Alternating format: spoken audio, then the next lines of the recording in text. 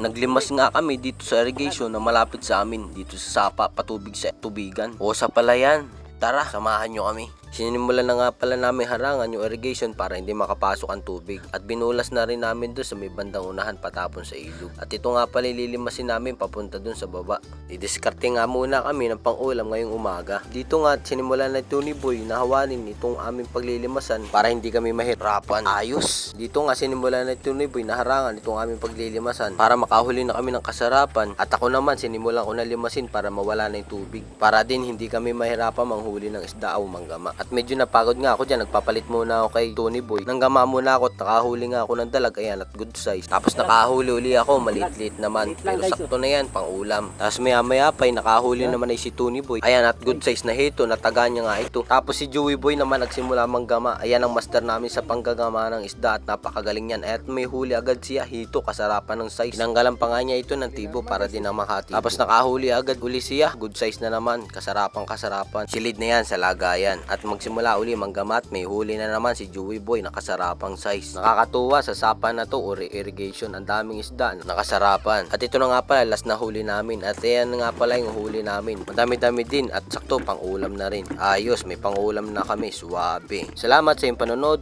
Thank you. Peace yo.